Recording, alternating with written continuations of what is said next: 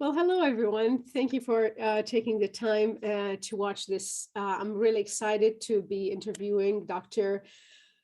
Lori Desautels. Did I butcher that name? Yeah, that's fine. Yes, that's Lori is fine. Lori, okay, okay. So Lori has been an assistant professor at Butler University since 2016.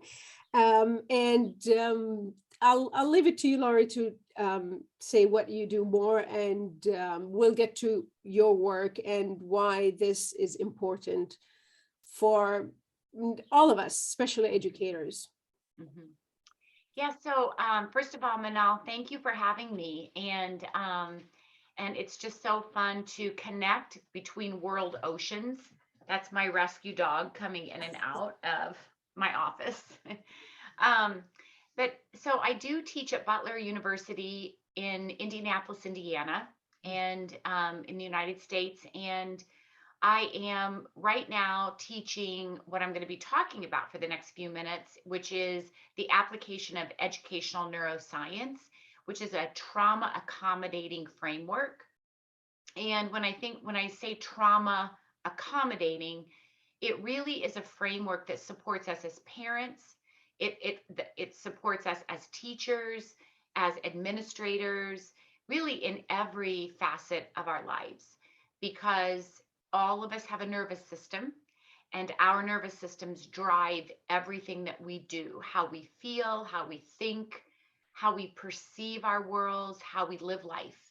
Mm. And the younger our children are, when they can embrace this knowledge, is my passion. I want our 5-year-olds to understand that I'm not a bad kid. There's nothing wrong with me. And my body, based on what I've experienced, is talking to me. Mm. And so that is, in a nutshell, that's the work I'm doing in our graduate programs. But also, I'm back in the classroom. So 2 days a week during the school year, I go in and co-teach with a team of teachers so that I can really speak to the climate and the culture of a school, um, from being there. Mm. And that's the most important work that I can do right now. And I'm a former special education teacher, a former school counselor, but it had been in higher education. I had not been back in the classroom until the last 8 years.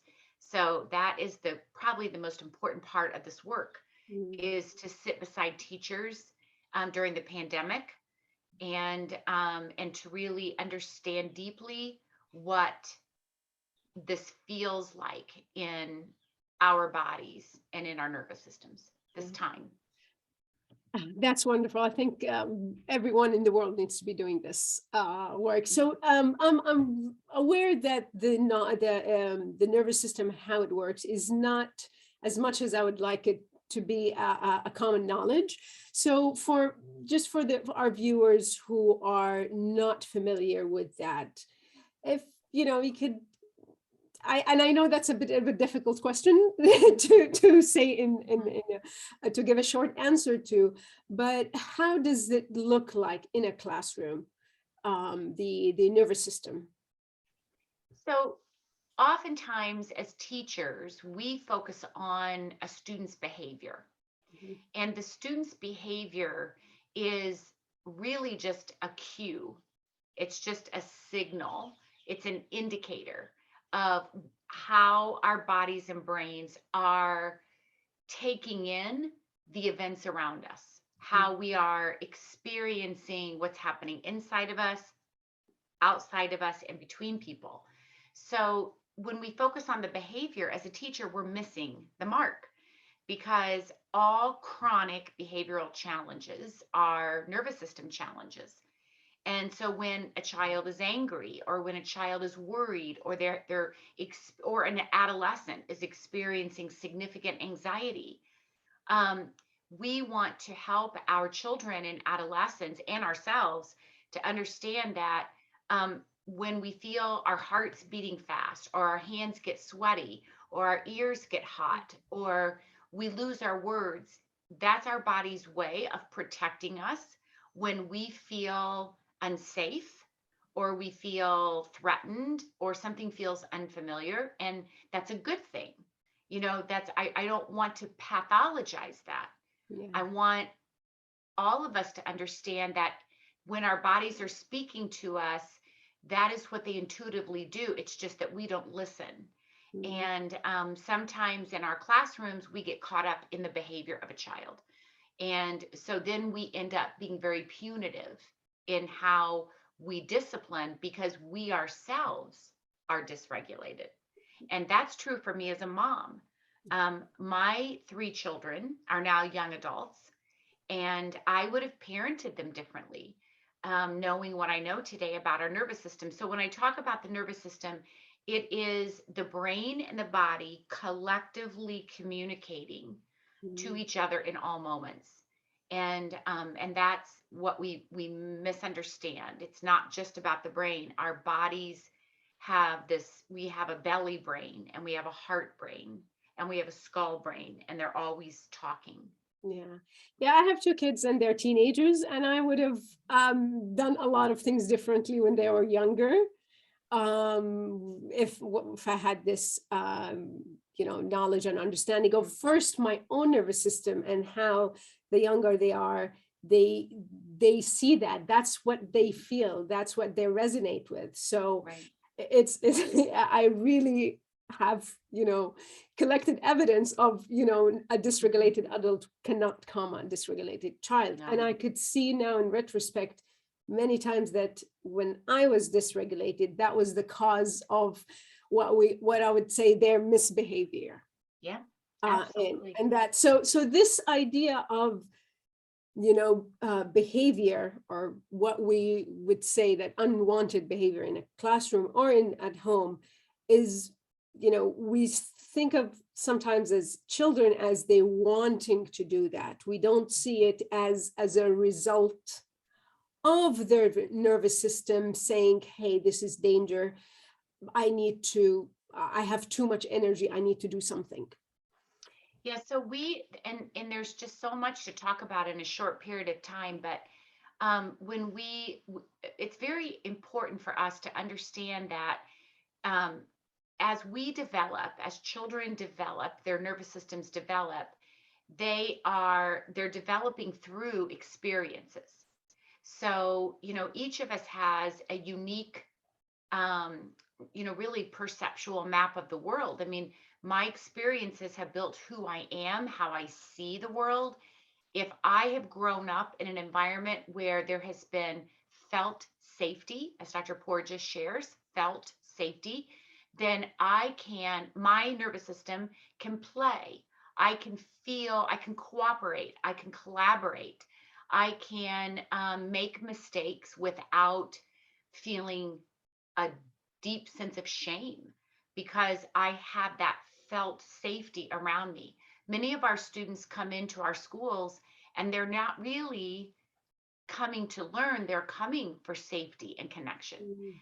And we misunderstand that as educators. And it's hard because when you have a class of 30 or you have a caseload of 180, and you have many, many dysregulated nervous systems, you're prepared to teach them content, but we don't understand that to even teach content, we've got to help our children get to this part of the brain, which is the prefrontal cortex. And I say in my presentations, we got to get to the cortex, get to the cortex, and as a mom, I would have thought to myself, okay, Laura, you've got to get to the cortex before you start disciplining. So it's true for staff, adults, and it's true for students.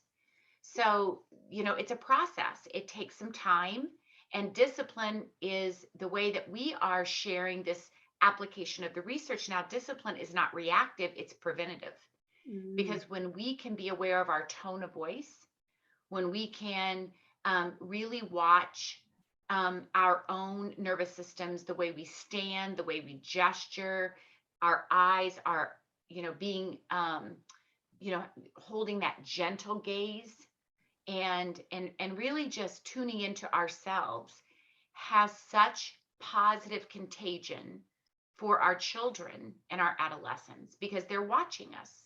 They're not they're modeling what they are cueing as safety or as a threat. Um, Before doing this interview, I was talking to an educator friend, and she was trying to explain to her how, paying attention to the nervous system and all that. And she asked me a question as an educator, which I think I would guess that you get that, is like, are you also asking the teachers and educators to do something more? They are dysregulated themselves. And with the last 2-3 years that we've been through, I don't know if there's anyone who is regulated on a larger scale. We are trying constantly to go back to regulation. So how could we how do you make it accessible, let's say, to educators to be in the classroom, having that, what it would seem to many as an added role and an added work for me to relate to the students? Yes, well, I should have opened up with this today, and to all of the educators that are watching, there has never been a harder time for teachers and administrators and any staff in schools like these past 2 years. So much has been asked of everyone. This has been traumatic for our teachers as well as our families and our students. And none of us were prepared to really, even embrace the impact of this pandemic, because it's added layers of adversity and trauma onto what we already were carrying in to our classrooms and schools. So I want to say today that there are 3 things that I'd like to share in this podcast as educators that that I am practicing every day. And I don't mean to be schematic or to simplify it, because this is so hard. This is so challenging, and it's not a fix. There's not a solution. There's just not an algorithm. And, when I talk about these 3 practices, it's really about planting seeds, and we have to be patient with that. So what I'm learning every day is I sit beside this year, and well, I've been with like 2nd, 3rd, 4th, 6th, and 7th grade during the pandemic. But one of the first things that comes to mind is that we're not asking educators to do anything more. We're asking educators to really pay attention to their procedures. So it's in how you greet students. It's in how you listen to learn. So that might be validating what they share when they walk in the door, or validating when they are feeling, we say in our house, rough. That's just a term we use. And when we feel dysregulated, acknowledging that, because the goal is not to be regulated all the time. We can't be. We're not robots. So we want to be aware of when we're dysregulated. So I think, just checking in with myself, that's what I'm doing. When I walk into Belzer Middle School this past year and I walked down hallway B, I took my own deep breaths. And I just literally was so aware of how I was feeling in my body before I saw the students.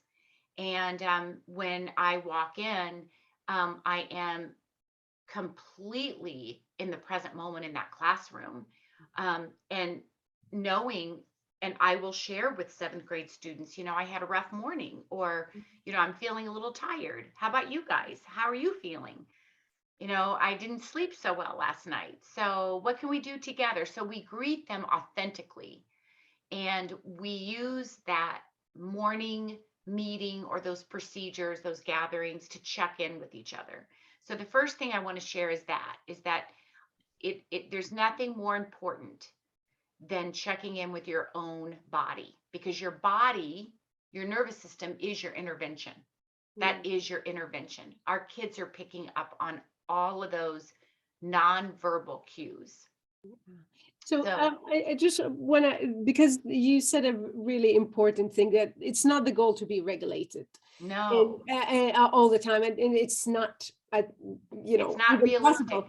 It's not realistic. And we go back that the nervous system is getting dysregulated to get us to safety, because it perceives something that is unsafe in the environment, and would otherwise we would walk into fires, and we would not react to a car coming down the street to us. So it is supposed to do these things.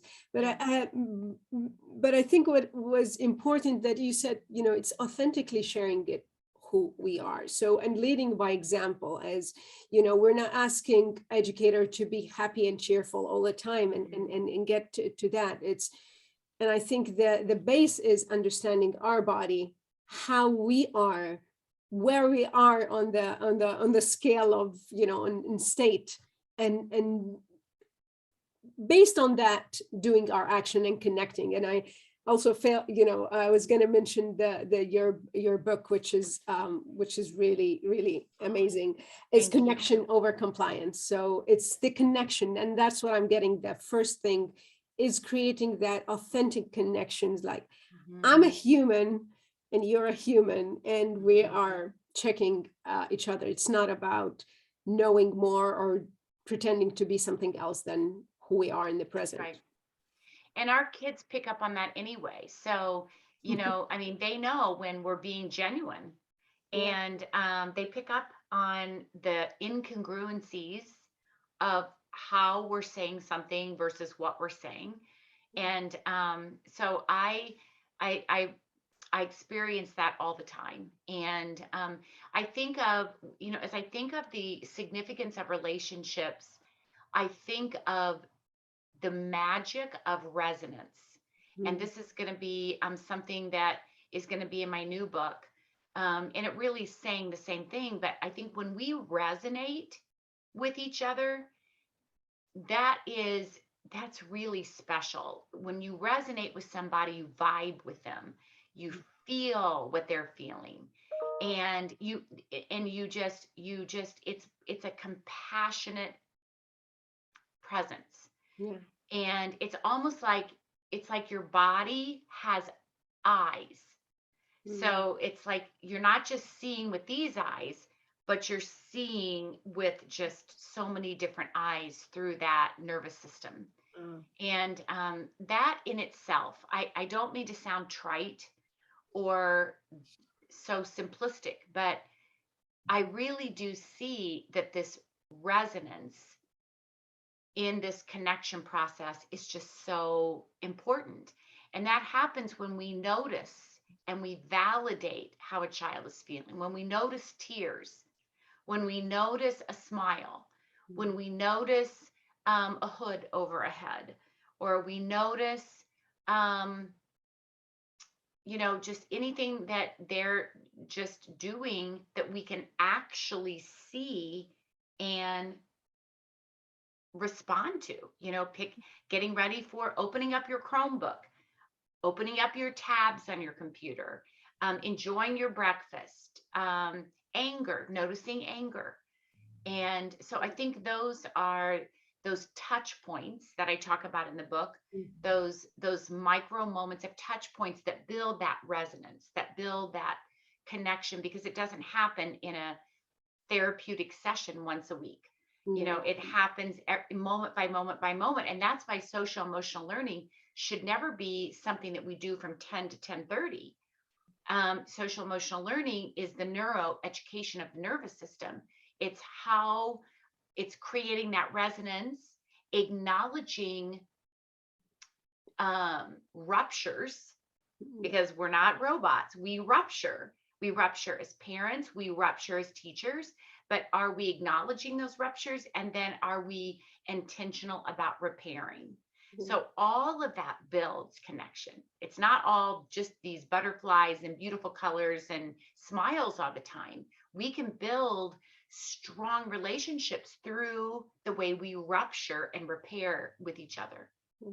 I think that is the rupture and repair. The repair part builds connection more than anything else, because that creates I think and I see it with my own kids, when the rupture happens and the repair happens, it's just making it stronger. So it's what I presume, I don't know for sure, but it's telling my kids that, even if I did something wrong, even if I, kind of misbehaved, and I will still be able to, repair and connect again, which is, I think that's one of the things that I've seen, in school, and I see it happen to my kids at school.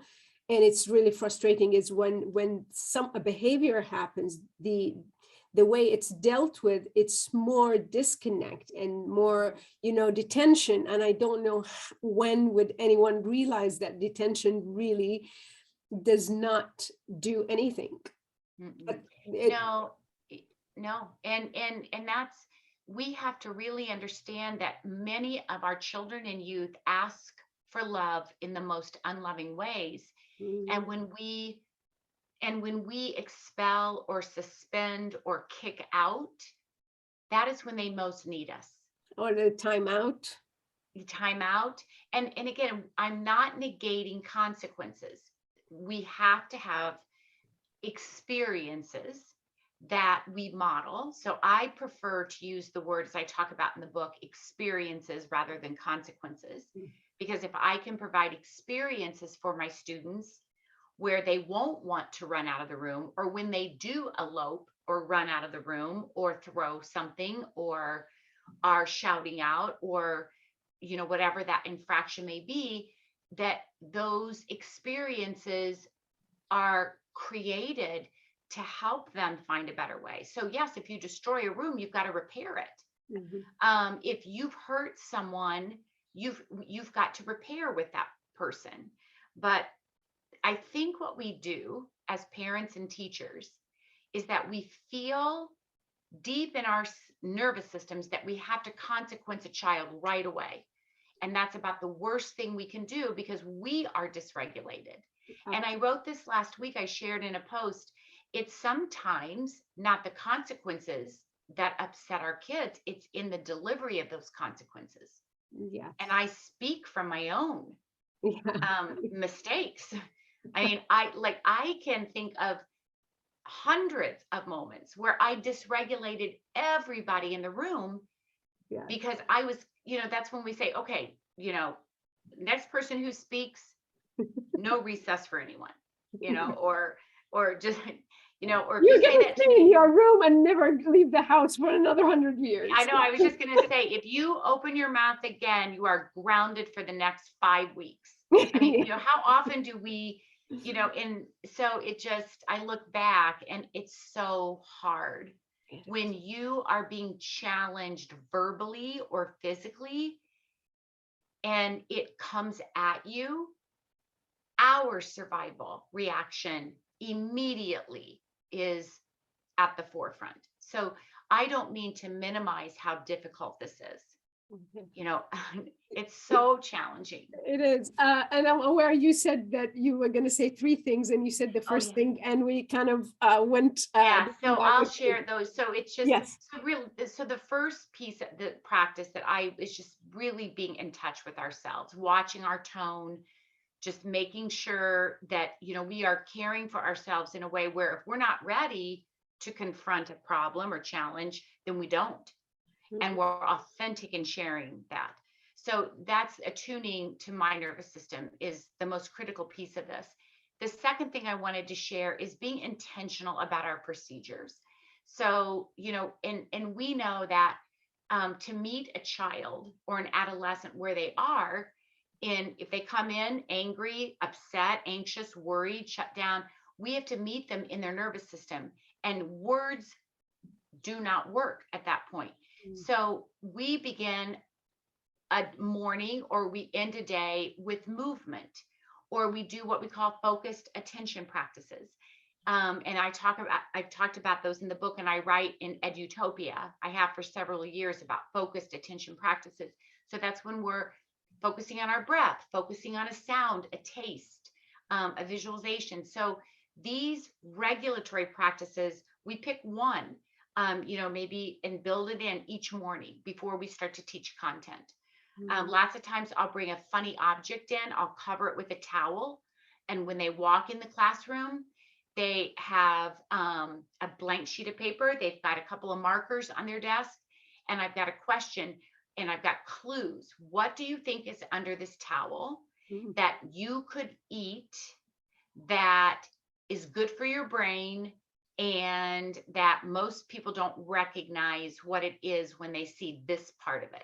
So that is building novelty, and that's helping our kids to come in and to be in the present moment with us.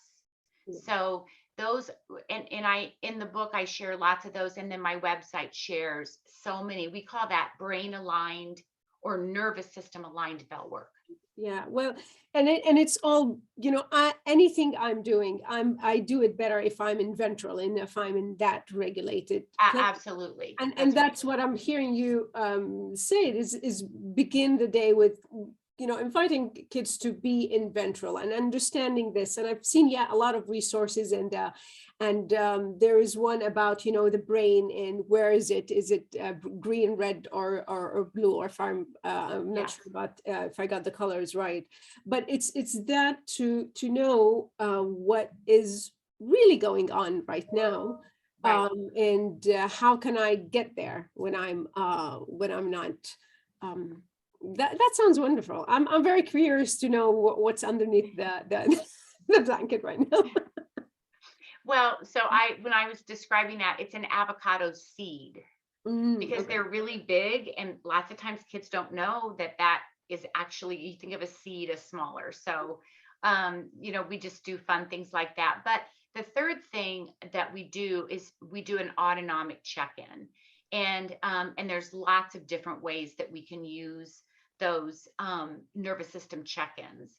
And our kids can, they can put where, like on the polyvagal chart, they can put their, where they feel they're coming in, like are they in the prefrontal cortex, the social engagement system, or ventral vagal? Are they in fight flight, or have they down regulated into the brainstem, which is dorsal vagal? So yesterday I was presenting to superintendents across the state of Indiana, and there are so many ways that we can do that.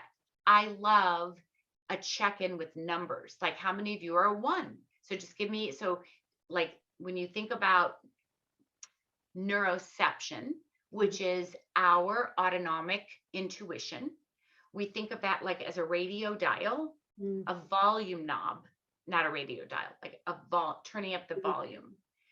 And so if you're a 1, 2, or 3, you're coming from your cortex, you're feeling relaxed and safe and calm, grounded. If you're a 4, 5, or 6, maybe a 7, you're feeling a little worried, a little edgy, a little irritated.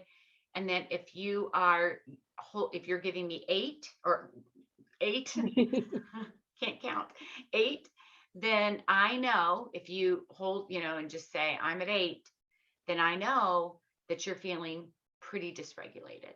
And so our kids can check in that way. There's so many different ways we can write our name in each autonomic state. So there's just so many ways that we can check in. Ways. And it goes back again to the foundation of knowing, connecting to our body, which is, this is my kind of line of work for the last decade or so, is like connecting to our body, feeling how it is, because we are fairly disconnected. Yes, we are. All over the world, and understanding how the nervous system works. What are the different states?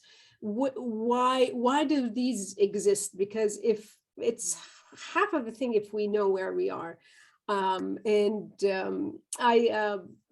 noticing the time when we're getting close to ending this, which could take hours. But one thing, because I know that it's important to bring in, and I think it's Dr. Porges who said it, it's assuming intentionality when our kids or anyone else, for that matter, misbehave or shows that thing that we deem unacceptable. Can you just touch on that, on why it's important, especially for educators and parents, is not to assume that kids are determined to do this behavior? So anytime we are in that fight flight or that sympathetic, we are reacting to the environment.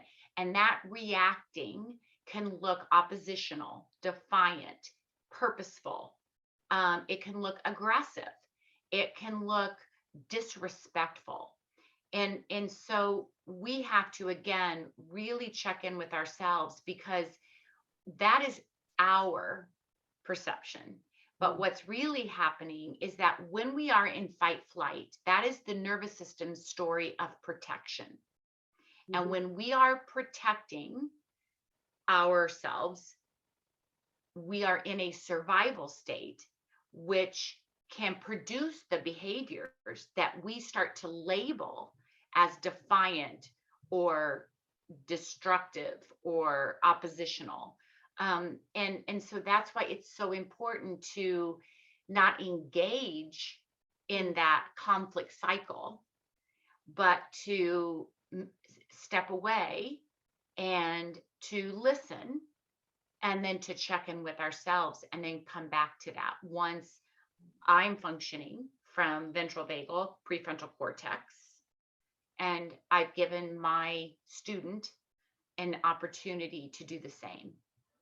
But you cannot do that in the heat of the moment. That's, I will have teachers come to me and say, Lori, this all sounds great, but what happens when they throw the chair? Yeah. And at that point, you're crisis teaching. So the work that I'm talking about is preventative. And we talk about it before we have a blow up. And we talk about it in our morning meetings. We talk about it in our brain aligned bell work. We say, everyone has 3 practices. We talk about, does everybody hold on to 3 regulatory practices that you have? So we build our toolkits before a crisis. Yeah. And so for me, in the moment when I am in school and I have to have 3 ways to calm myself, mine is to chew on ice. Mine is to take my 3 to 4 or 5 deep breaths. And mine is to move my body a little bit. I might give myself a hand massage. I might just I might just really feel those muscles here that hold stress. So we've come up together, and same as for our students, chewing gum, grabbing a mint, splashing your face with cold water, drinking, grabbing a bottle of water or getting a sip of water. Those things we can plan and prepare for ahead of time. Yeah. It amazed me that many of the things that I see kids do, my kids and other kids do, are essentially to regulate their nervous system. And they know how. And these are the things that are usually, not okay to do in a classroom, not okay to do in a school where, you're fidgeting, you're eating gum, you're doing, all those things. Well, Lori, thank you so much. And I know there are a lot more resources on your website and in your book that are really, and I thank you for your generosity for putting all those resources out, because, I've seen a lot of downloads, a lot of how-to kind of things. So thank you a lot for that. And I really, on behalf of all parents and educators, thank you for your work. And we, that's super great. Well, Manal, thank you so much. And again, I'm so honored. Please understand, I just, to be, here we are, Saudi Arabia in the United States, here we are just chatting.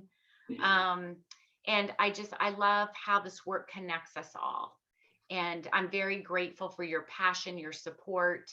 And, it takes all of us right now. And no matter where we live or the cultures that we embrace, we're all experiencing the impact of the adversities and the trauma that have happened globally. Yeah. And then, in each of our cultures as well. Yeah. Thank you so much. And yeah, we all have the same nervous system. Yes, we do. We have no way out of that. That's exactly right. That's exactly Thank you. Have a good day, and hopefully our paths will cross sometime soon. I would love that. Thank you so much. Thank you. Have a good day. Thank you.